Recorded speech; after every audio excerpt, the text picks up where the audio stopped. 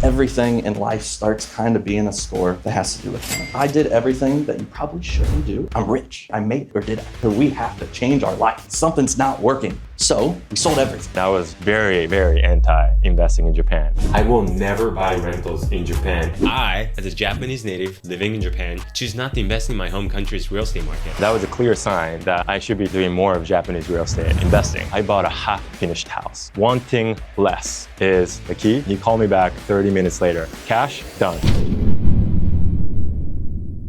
Hey, what's going on, Akiya Hunters? So today I am in Ginza, Tokyo, and to my right, my co-founder, Brett. Where are we going now? We're going to the Japanese Real Estate Summit. So it is April 12th Yeah. right now, and this weekend we have the Spring 2025 Japan Real Estate Summit at Tokyo International Forum. So that's where we're headed. We got invited as speakers. We're going to be talking tomorrow. But today, we get to attend other speakers' sessions. Yeah, meet with a lot of like-minded people. So Brett, what are you going to be talking about tomorrow? Well, that's a secret because I actually, and this will be out after I give the talk, I have 9 talks prepared, and I'm going to do a little game with the audience to figure out which talk will be the most valuable for them, because there's so many different people with so many different needs and things that might be really valuable to them. I want to make sure I'm giving a talk that makes sense for the actual audience that we have. So I prepared 9 talks. Wow. And we'll see which one we do. Well, obviously this video will come out after this event is done. So, if you missed the event, it's okay. We'll give you a little bit of a summary. So behind the scenes? Behind the scenes, yeah, of what it's like. So maybe you can attend the next time or in the future. Yeah, I think we're just a few minutes away. All right, well, see you at the venue. All right, so we just got to the Tokyo International Forum. Here's the venue. We got to figure out where to go. It's very big. Yeah, and this is how prepared we are. But we'll find it. I feel like I've been here before, a long time ago. It looks familiar. Oh yeah, Shake Shack. Oh, I remember that Shake Shack. What are you most excited about? I'm excited to hear the other talks, actually, Yeah. because there's tons of great speakers here that have a lot of valuable information. So hopefully we can learn some more things and bring it to the community. Specifically, which speaker? Tracy seems to have a lot of knowledge about things that we're very interested in, so I want to see her talk for Short-term rentals, right? Yeah, She's the short-term queen, rentals. I hear. It's one thing that for us, it just doesn't seem to make sense. We actually just recently did an article on Airbnb in Japan and all the reasons why we don't think it makes sense for most people. But she seemed to crack the code and figured out how to make it work for her. So we want to learn about that and see if we can bring that information to you guys. Yeah, same. I think her session is pretty soon, right? Like right after lunch. So yeah, very excited about that one. And let's see if we can meet Anton too. We can talk to Anton. Yeah, Anton. All right, so we just figured out where it is. Go down 1 floor and then we'll take the elevator to the 6th floor. There are 2 rooms. One's the main room and the other one is probably for the breakout room. So apparently this is the first Japan Real Estate Summit event that's taking place here. So larger space, sounds like. Yeah, it's huge. All right, I think we're here. Yeah, we are. We found it. Do you see anybody in there? Yeah, I think they're in the talk right now. Okay. It looks kind of empty, but maybe they're waiting for... I think the main entrance is down over there. Okay. Okay, so we just got here. First session of the day. Blast. So we have about 40, 50 people. And this one, there's people this one breakout session. Oh yeah, so we got the main talk here and then the breakout session in the next room. And this one is about commercial multifamily property with leverage. Interesting. All right, so we're halfway into day 1 and next up, Anton.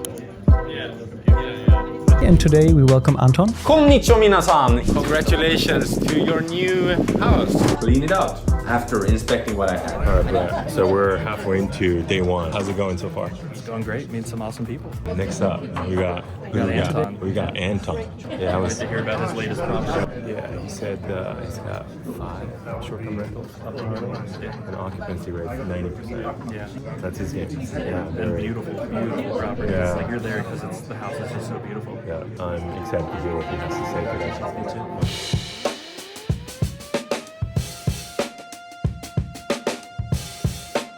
All right, Brett. So we just wrapped up day one. How'd it go? We're really good. Yeah. It was really good. There were a lot of great talks, a lot of great people. We met a lot of awesome people, some members as well. Yeah. It's really loud in here. Where are we? It's very loud. Yeah. I don't know where we are. We're at an Izakaya celebrating, and hopefully don't drink too much because we got to go back tomorrow. Yeah, we got speakers, we got attendees. Yeah, this is the mingle. Yeah, we got at least one member. Yeah, at least one member. Yeah, so we got a couple people signed up on the spot, so that was there you cool. go. Yeah. Okay, so we'll be back tomorrow. But good first day. First day, done. Awesome. All right, let's enjoy. All right, so it's day 2 of JRE Summit, and today's our main day. Brett, how are you feeling? You Losing my voice, but other than that, I'm great. Did you have a good night last night? It was a long night. It was great. It was pretty good. We stayed out a good bit. So a lot of people are excited about your talk. You have the main one out of both of us, and I go after for a breakout session. Okay, let's do this. So pre-warning, I was horribly overserved last night, and it's probably going to lose my voice a little bit during this talk, but I am horrible at public speaking. I'm terrified to speak in front of people, so warning. I'm also really bad at karaoke, but I love doing both of them. So if anyone wants to karaoke tonight, I'm down. Let's go. So the title of this talk is Wake Up, What You're Missing and How I Found It in Japan. I am Brett Lee, the CEO and co-founder of AkiyaHub. You probably don't know who I am, but you know Shu, my co-founder. Now, I do have a bit of a secret. I am not prepared for this talk. I actually am somewhat over-prepared because I didn't know what was going to be the best thing to talk about. I just didn't want to come up here and show you guys AkiyaHub and be like, check out this thing that I built. I wanted to do something that's actually going to be valuable to the people in the room. So I have 9 talks prepared. And we're going to figure out which one suits the audience best by going through a couple questions. So I'm going to need some participation, and we'll see what we actually talk about today. So first question, really easy. Everyone, raise your hands. Who loves Japan? Show of hands. Who doesn't love Japan? Anyone not love Japan? No? Okay, good. Because talk number 8 was like, what are you thinking? Why don't you love Japan? All right, next question. Who here wants to invest in real estate? Okay, this is great. That's what I was hoping for. All right. Who wants to start a business? Okay, a little more than half, that's great. All right, who would consider themselves rich? All right, great. Now, when I asked that last question, who measured it with money? When I asked if you're rich, who used money to do that calculation? Okay, oh yeah, I want to see some hands. I know most people did, right? Okay, great. So we will do talk number 9, which is not wake up, I swear this is not what it sounds like, but it is how to get rich, which it's not snake oil, I promise. We'll get into it. So what does being rich mean? Does anyone have like a general consensus of like, what does it mean to be rich? Say, financially wealthy? It's a tough question to answer, right? So when I was 7, it was having a Charizard Pokemon card. Like if you had that card when you were 7 years old, your friends thought you were rich. You're so incredibly lucky. Yeah. When I was 12, it was having the latest PlayStation, Nintendo 64, whatever the console was of the time. It was like, oh, your parents are rich. I see. Like, you got the console, you got the games. It's great. When I was 15, it was having a house. I lived in a tent for 6 months because I left my parents and I had to wait for my grandparents to literally like move into the state to come take care of me. So it was literally just having a house would make me feel rich, having a roof over my head. And it really shows the perspective of what is rich. Rich is whatever the thing that you need right now, having that in your life. And then at some point in college, things started to change a little bit. I don't know why, but I got this idea in my head of, I want to be a millionaire, because that's what being rich is, right? I want to be rich. I want to be a millionaire. And everyone has that perception of like the millionaire lifestyle. And so I started kind of keeping score with money.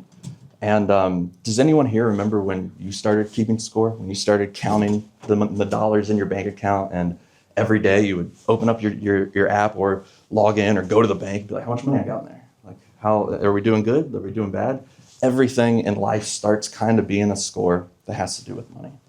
And I thought I was doing pretty good until I met my mentor, who at 26 years old in 1999, he was the chief technology officer and co-founder of TradeX Technologies, who he exited for $5.6 billion, which was the largest acquisition because he sold it in Tampa, Florida, and in Florida for decades. So $5.6 billion. I was like, oh, okay, that's what being rich is. I get it.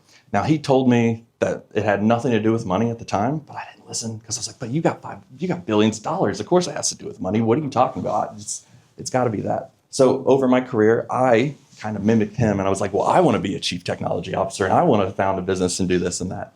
And eventually I did, and I started a couple companies, and one of the first companies that I really had hit off was a company called Care.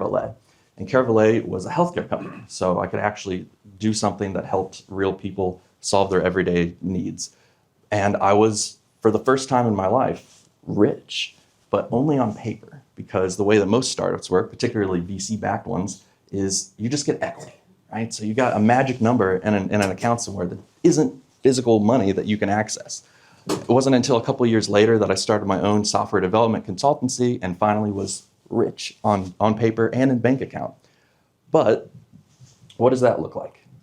So immediately I went out and I did what every American would do whenever you get rich and you get the American dream. I bought my dream house, I had 5 garages. I started burning money like crazy. I bought all the cars I wanted. I like red cars. I literally bought a car for every purpose. That car definitely was my wife's. That's what I told her. I bought it for her, but I'm the only one that drove it. I did everything that you probably shouldn't do. And my dog lived the best life. Like, he literally lived the best life. I got that waterfall for him because he just loved to lay next to it. So everything was going great, right? I made it. I'm rich. Or did I? Because what does it mean to be rich? Apparently, it actually is having the Charizard Pokemon card. Totally blew my mind that was actually a thing. I was right at 7. Who knew? But for me, rich really is defined as the freedom to do what you want, when you want, with who you want, without needing permission. And particularly permission from yourself is one of the hardest things to get, because whenever you're doing stuff, particularly in business, you kind of forget that you got to let off the gas sometimes. So what I wanted was to spend walks on the beach with my wife, my dog, travel with her. Wanted to hang out with friends and go enjoy spending time with them, and meet new people that I share a passion with, and learn more about things that they like. But what was I doing? I was trapped in a room, pretty much 16 to 18 hours a day, talking to hundreds of people, doing business, building things, and I was miserable. I was basically chained to my desk and with a money printer. And some people go, oh, that's so tough, right? Like you're chained to a desk. You sit at an ATM that's just spitting money out, and if you walk away, it's going to stop. How long would you sit there? How long would you stay next to that money printer going, well, I can't leave. Like, it's printing money, right? Like, I have to do it. But that's where I kind of realized something has to change, because if I'm rich, why am I not able to do what I want, when I want, with the people that I want? And why am I missing so many events in other people's lives that they're able to do and they're not rich? So what's happening? What happened? So I built this app, and it was a really big eye opener for me, because I never quantified my life or life in general. And I recommend everyone scan this QR code. I think it's still up and running and working. It worked a couple days ago, so we'll check. But this essentially shows you your life in months. This is how many months you have. So if you were born in 1980, January, you have 369 months left to the age 76. So this is the average life expectancy in the United States. And you can adjust that in the app depending on where you are. In Japan, it'd be like 200, right? So, and it also breaks down how many weekends you have left, because a lot of people, we're working for the weekend, right? So we have 1,597 weekends left until 76. And when I built this, it really opened my eyes and said, okay, how many months do I have? Like, I can kind of track out the stuff I want to do and my goals and everything, and I'm going to run out of months. This sucks, because I can't do anything that I want to do right now. I know how many more months it's going to take. So I explained to my wife, and I love my wife. She's super analytical and loves data. She does a lot of work with data. So I put together this wonderful presentation. I explained to her, we have to change our life. Something's not working. Now, she says it was more like this, but I think it was a little bit more put together. And I'm like showing her, look at our life in months. Like, look, we have to do something, right? We have to change something. And we're going to be old, and we're going to not have done anything that we wanted to do, right? We have everything, but we have nothing really, because we don't have any time. So how do we change it? How do you change your life that drastically. We changed what we measure. So at that point, we were keeping score with money. And there's a behavioral economist that says the minute you start measuring something, you start changing the way you behave. So we've been conditioning ourselves our whole life to measure everything by money. And that's how we conditioned ourselves to behave. It shapes how you act in unexpected ways, and it is so true. And Thoreau says the price of anything is the amount of life you exchange for it, which is just too true. So what do? We stopped measuring everything by how much money we were getting for it, and we changed to measuring everything by time. How much time do we get for this? So money is something we can get more of, but time's something that you can never get back once it's used up. So we looked at things like how are we spending the currency of our time? And again, we're very data driven, so we literally made spreadsheets, and we took every single thing in our life that we were spending money on, that we're spending time on, and we tried to figure out how to cut as many things as possible so that we could start exchanging the currency of time for the things that we want and making sure that we could stockpile time, not money. So we sold everything. Literally, we came to the conclusion we're gonna have to not live the lifestyle that we're living. Let's get rid of it all. Also, pro tip, never buy a giant couch. Nobody wants it whenever you try to sell it. Like, doesn't matter how nice it was, how big it was, nobody wants your giant couch. You cannot give it away. It is a horrible investment. But we were kind of left with a big question of like, where do we go, right? There's a lot of places we could go. We came down to two places, Italy and Japan. And we eventually, obviously, picked Japan. So why Japan? So we grew up in the 90s. We're children of the 90s. Everything in our life was basically imported from Japan in the 90s. The TV shows, the food, the games, everything. Like everything was from Japan. So we both had this deep, deep love of Japan. And we had just spent a wonderful trip for about a month in Japan, and we knew how much we loved it. It was amazing, like as we all know from being here, right? It's a wonderful, wonderful country. And that's the number one reason why we picked Japan more than anything else. But there are some other things. So we were incredibly inspired by all these people here as well. So, we have been seeing content for years. The first time I ever heard about an Akiya was from Tokyo Llama. If anyone's familiar with his channel, it was about 5 years ago he posted, I bought this big rural property that I need to renovate. And I was mind blown because it was this giant, beautiful house. And it's just one dude that bought this house and he's renovating it and he has amazing content. But there's so many other awesome people that gave a lot of information to make it something that's like, okay, this isn't a dream. This is something that can be reality. Like this, people are doing this. This is an actual viable option, is moving to Japan. So I also sat down with my wife together and we were like, anyone familiar with Ikigai? Okay. So we want to find our Ikigai. And we had done this before, but we always end up something like this, where we find some stuff that we're good at, that we can be paid for, and we kind of love it, but like we love it because we're getting paid for it probably. And we never really connected on the what's the world need and the mission part of it. And I think back to my days when I was working at the healthcare company, and the number one thing that I love the most about working in a healthcare company is you're directly impacting people every day. You are seeing people get help from something that you did, and it's amazing. It's the best feeling ever. It's better than mine. So we came up with the kind of solution, or the way that we want to approach our Ikigais. We want to help real people. We want to solve hard problems. We want to help bring dreams of people into focus, regardless of what they are. And we want to always value our time over our money and everything that we try to do going forward. So this is how we developed our real estate investment thesis for Japan. And this is my thesis. This is not necessarily something that everyone's going to agree with, but this is how I'm approaching Japan. And over the next year, I'm going to be investing close to $1 million in properties in Japan. So I'm putting my money where my mouth is. This is where we're going. So for deploying capital in Japan and maximizing time over money, this is the thesis. Single family homes are better than everything else. We'll get into why later. Happy long-term tenants are greater than short-term, and cash flow is better than returns. And this is my thesis. I know a lot of people might not agree, but this is my approach. So I don't want to build a portfolio of properties. What I'm trying to do is build a portfolio of extremely happy long-term tenants, because cash flow is the number one thing that I'm going for. So, of course, that immediately props up. How do we do this? Is it legal? Where do we start? Why is this so hard? Why are there so many people that are negative about this?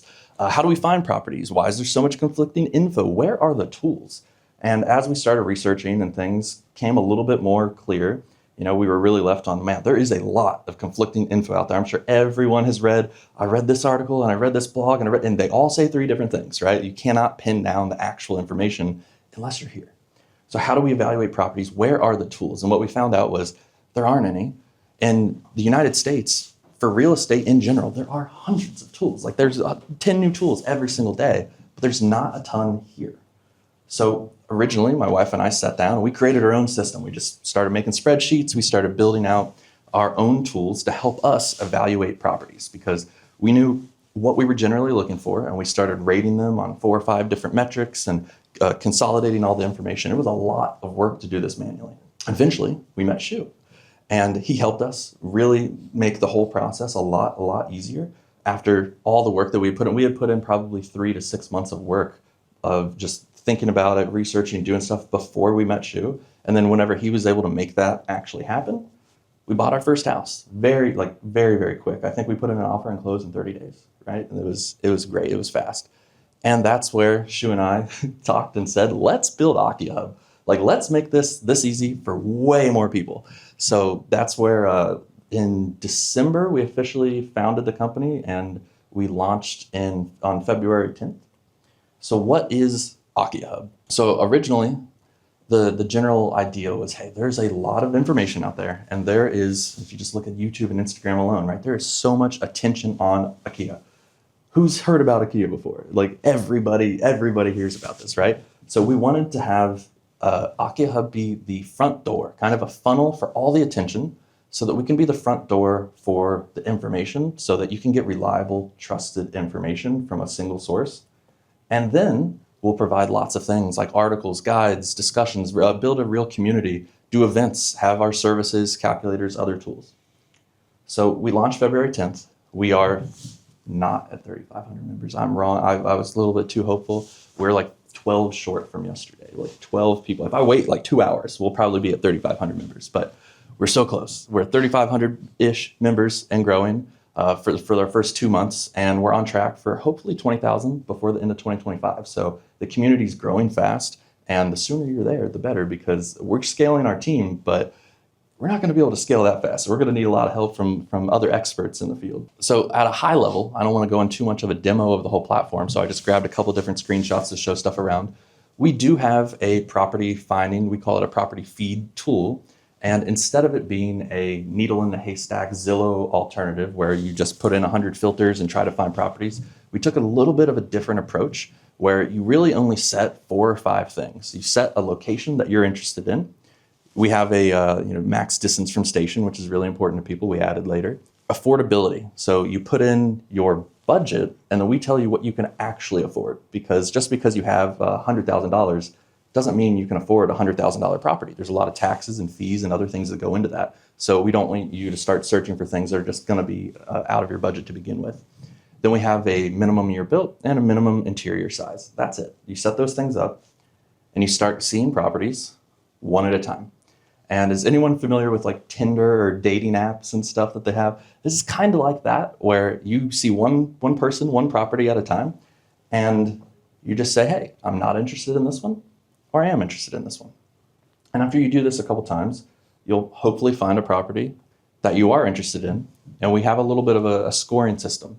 So what this does is you just give a gut feel of, is this a good location? How do I feel about this location? Do I like it?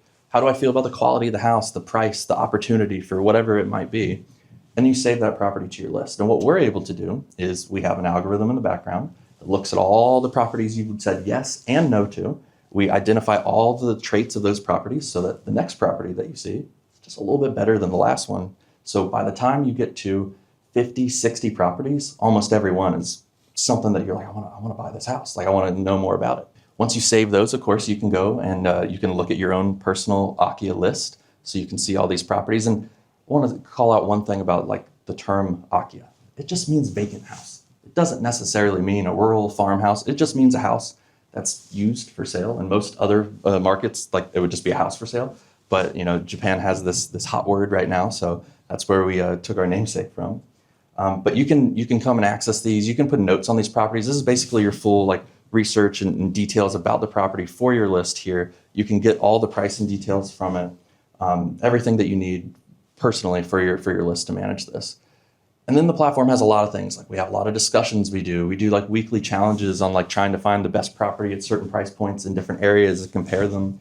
We have a lot of guides, very comprehensive, detailed guides.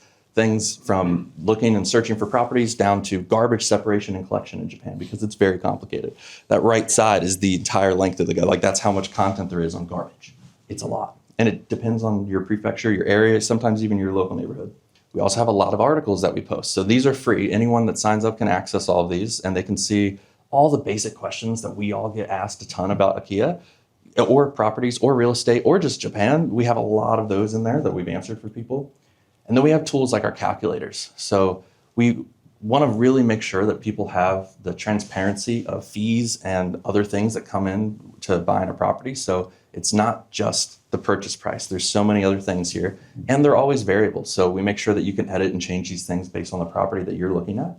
And then finally, we have some things we call wizards. So these were first, personally for me, because I was I need to learn hiragana and katakana. So I will build my own flashcard thing so I don't have to pay for one in the App Store.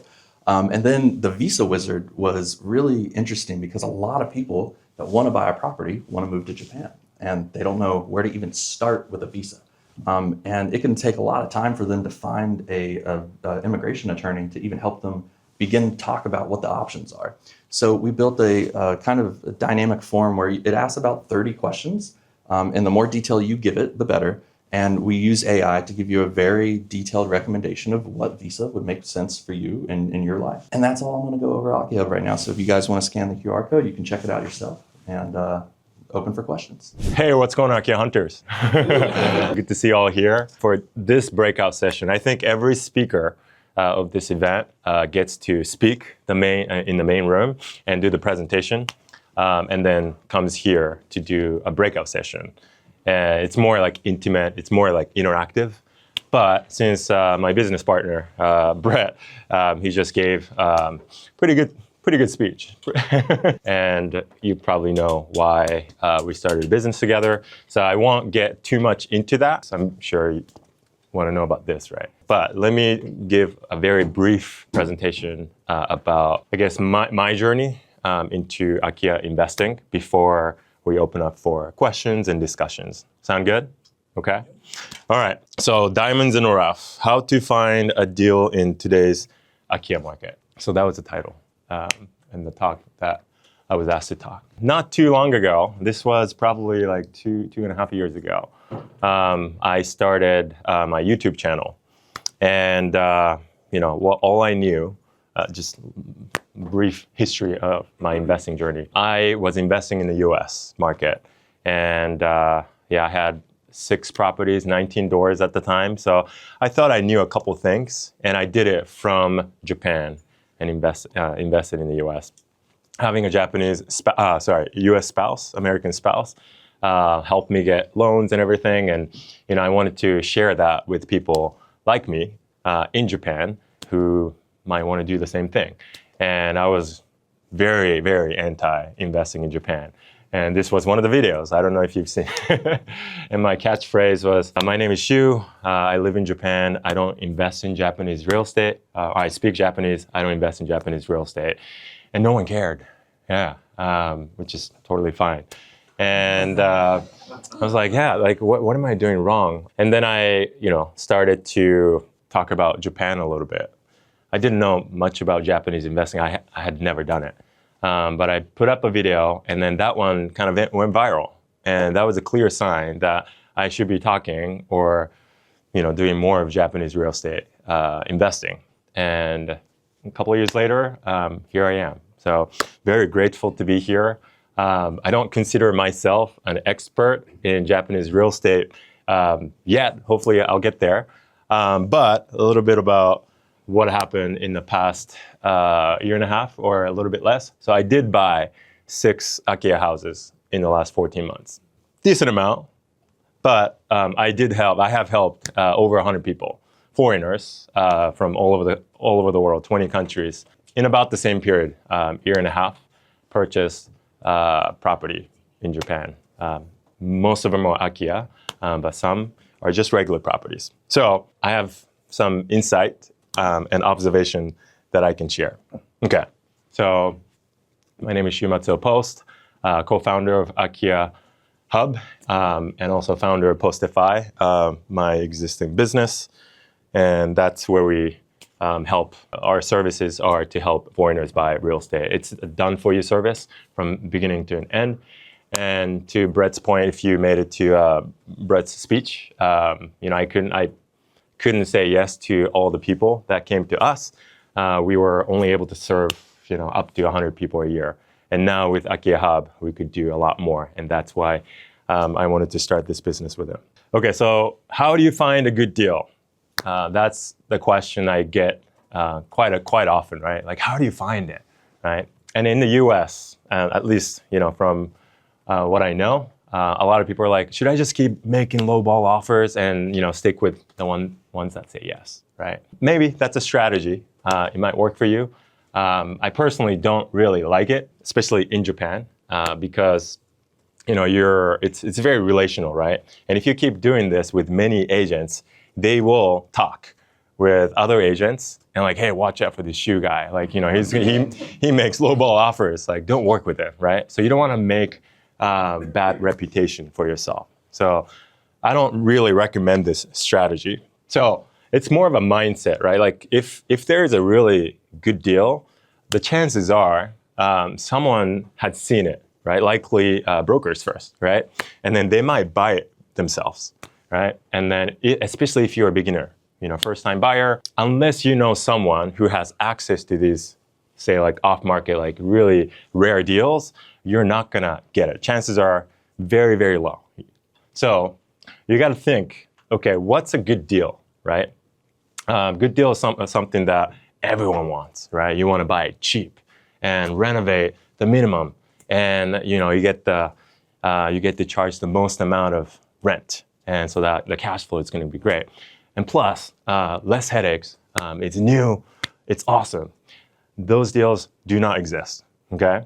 You're either buying high and get those quality properties, and if something is cheap, and especially in good location, there's a problem. And you're buying the seller's problem or problems. And the question is, do you want to take on those problems? And if the answer is yes, that's a good indicator that could be a good deal for you, okay?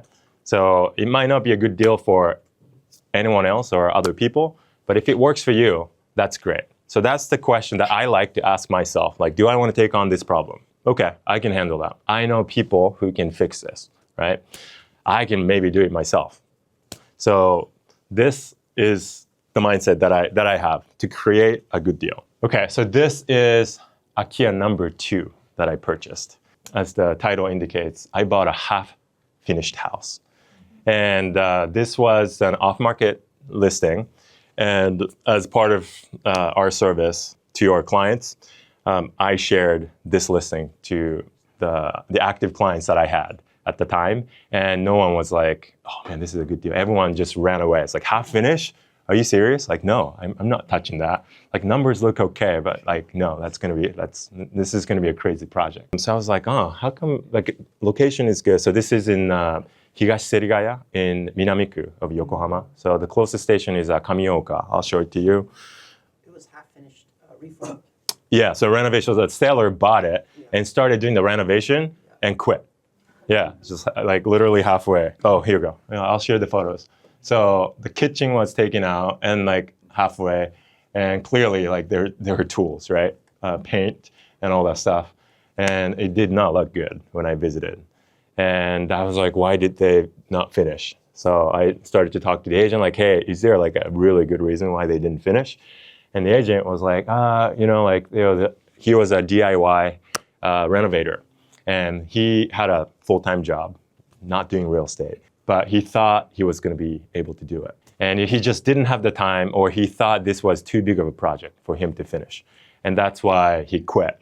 It's like, huh, that's interesting. and nobody wants this. But I don't know if I want this either. So I just kind of stay silent. And I also play by this rule. So negotiation is won by whoever cares less, right? So if you want something really, really bad, you probably, and if you want it more than the other person, you will probably lose in a negotiation. So wanting less is the key so that you can always walk away and then get them to come back to you, right?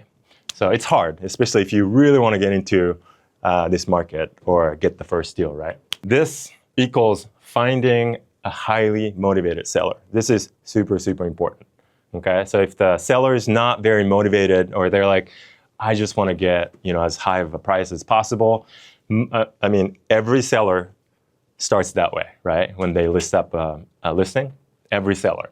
But as the time goes by, wait, I'm not getting offers, or no one's viewing my properties. They start to panic. So the longer they wait, the more motivated they're going to get. Okay, so that's a good indicator as well. So like, how long has it been on the market? Has anybody seen it? They've seen it, but no one's pursuing it. Okay, what's going on? So those are, as a buyer, a good indicator to kind of pay attention to. All right, so this is in Japanese, so let me translate for you. So this is the information I got from the listing agent. And off-market listing, so it says Yokohama-shi Konanku, 40K. So this was 7 million initially, okay? And that's when no one was buying. And expected rent is 100,000 yen. And then tochi, so 69 square meters, structure 73 square meters, wooden 2 stories. So Showa 39 nen, that's old, that's super old. I can't even calculate how old that is. And non-rebuildable sewage, propane. Okay, so a lot of people get thrown off by this. But like Anton was saying yesterday, I actually like non-rebuildable houses. Why? Because you're dealing with less competition, okay? You have to buy cash. You can't get loans. I mean, it's pretty cheap. So most Akiya investors at this price range, usually it's cash buyers. So, this didn't scare me, but it was 7 million yen. And I was like, okay, still pretty good. Even if I put like 300 man, like 3 million, and if I get 10 man, 100,000 yen per month, that's, the 1% rule, 12% gross yield. That's pretty good.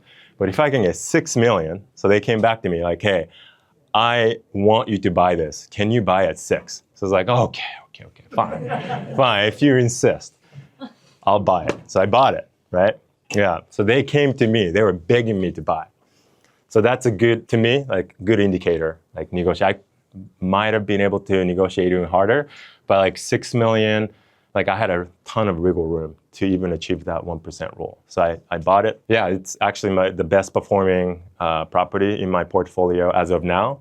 Happy tenant, and then I think we have 10万1000 yen, so like 101,000 yen per month for rent. And I did put in about 3 million, for reno. And I did replace the toilet seats, and I put ACs. I was lucky because I was moving to a new place, and I was getting rid of old ACs, so I just installed those. You don't have to, as a landlord in Japan, you don't have to put up those things, but if you do, especially for like Akiya investing, it's much easier to find a tenant. Do we know how your tenant is commuting right now, going to Kamioka? Oh, perfect. I'm saying that it's car, 9 minutes, not walk. Yeah, great question. So this is the deal that I was talking about. If you were here yesterday, right? So this is the farthest to the station, 22 minutes walking, maybe more, to Kamioka station.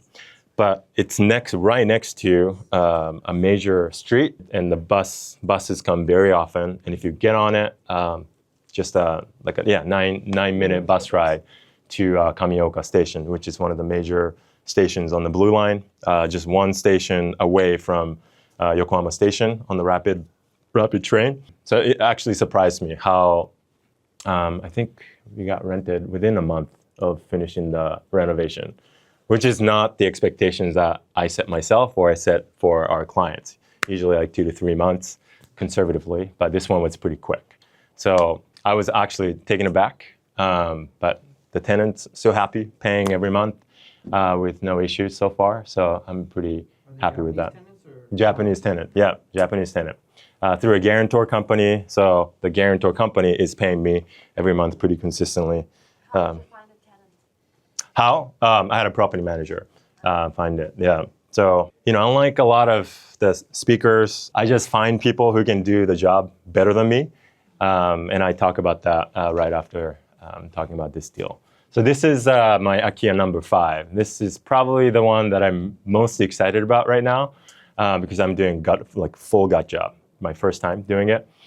And this is also the first property that I bought on market. So this was available on the market.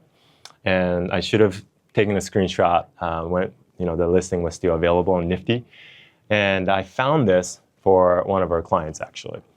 So this one is in Nakaku, Yokohama. I live in Nakaku, so this was pretty close. So I know that area pretty well. A client was trying to find a property in Nakaku, and this showed up. So this was listed at 18 million yen for 2 stories, 100 square meters. Very, very old. I forgot how old. Yeah, 70 something. Yeah, I should know, right? Yeah, it's before pre-1981, and then it needed ton of work, right? So in this area, Nakaku is probably the most desirable ward in Yokohama. So 18 million is very cheap, considered still cheap in Nakaku. And I told the client hey, this is probably a really good deal. You should probably pursue this. And she was like, how much does it cost to renovate? And we got a really quick renovation quote. And it's yeah, if you want to do what you want to do, it's going to cost you easily 10 mil. Okay. So Anton was saying, right, a gut job, minimum 10 million. And she was like, okay, there's no way I'm spending that much money for this. So okay, cool. And we met with the sellers after during the walkthrough. Yeah, we said okay, we'll think about it. And then the agent called me back a week later. It's hey, are you still interested in this? Just between you and me, the seller is willing to go down to 12 million. It's what? 6 million down? That's crazy. It's why? What happened? It's no, they just really want to move forward quickly. It's okay, cool. So that might work out. And I called my client again. It's hey, it's 12 million now. You should get it. It's a good deal. And she's still I just can't spend 10 million. And all in 22 million. So I was are you sure? You won't be able to find anything like this in Nakaku? No, it's okay. We'll keep looking. It's okay. And I called the agent back and told him sorry, we're not going to pursue. And a couple months went by, and I was training for a marathon at the time, so I was running around here, and I was wait, what about I wonder what happened to this house, right? And it looked like they were still for sale. So I was I got home and looked it up, and sure enough, it was still on the market at 12 million already. Yeah, at that point. So they did drop down. It's wait, it's still available. 2 months later, so I called up the agent. Hey, is this still available? And he's yeah. Are you interested? It's yeah, I'm very interested. But I only have 10. Do you think you can? Do you think you can do it? And it's okay, I'm gonna call the seller. And then he called me back 30 minutes later. It's yeah, cash, done. Yeah, so I got an 18 million yen house for 10 million yen. I did call my clients hey, this is what I'm doing. You're cool with it? And she was yeah, I wasn't gonna get it anyway. So I ended up buying it. And I got the renovation company visit a couple of times and shared the vision. And I told them, okay, my budget is 12. Can you make it, do full renovation in 12? It's okay, great. And we had multiple meetings, and the quote they came back was 18 million. Yeah, for renovation. It's oh my gosh, okay, can you make it okay, let's meet halfway. What about 14? And they were able to do, 14. But after the renovation started, kept, adding up. But now it's probably going to be 15, 16. So 26 million. All in, it's going to be, plus closing costs. So yeah, a little bit over 26. So yeah, I'm going to rent it out. So this is for rental property. For my strategy, I'm very excited because this is something I'm trying, a new strategy, But I will share, you'll be the first ones to know. Not for like just a regular local tenant, because I want to charge a premium. I'm making it really nice on the inside, adding the second bathroom on the second floor. It's very Western, right? Yeah, Western friendly. Ceiling is taller, 3 bedrooms, open living, kitchen, dining area. If you really knew me, you would know that my wife is a teacher. She's an international school teacher. And there are a few in Yokohama, that area. Those teachers, they need housing, right? And they look for like a Western style housing.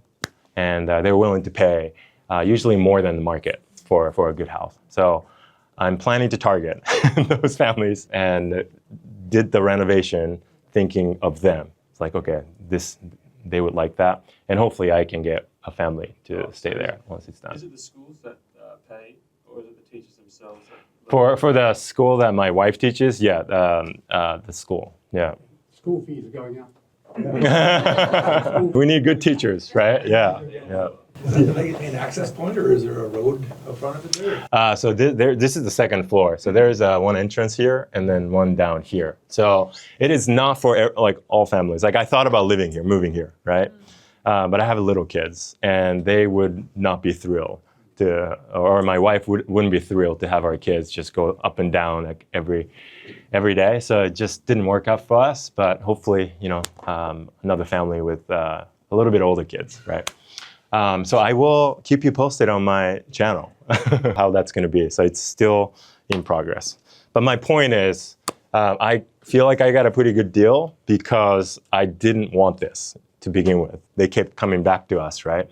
So that's the position you want to be in, but I know it's very difficult. It's easy for me to say now because I end up getting leftovers, like, properties that our clients didn't want initially.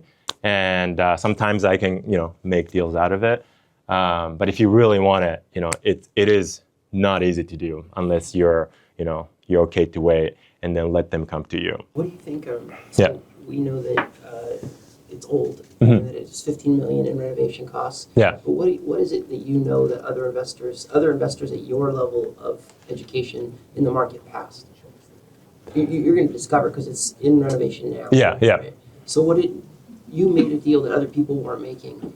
Do you think you missed something, or do you think you found something? I thought I was going to be able to do it with 10, but this is a renovation company. I have an existing relationship. So I really challenged them hey, can we do something? And then the best they could do was this 15, 16, right? So I don't know, it could have easily been more. And obviously you could spend easily a few millions over your budget for renovations. So where was that incremental increase? Where did you see that money?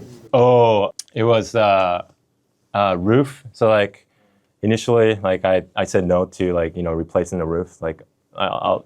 Let's deal with it when we need to, because it was okay.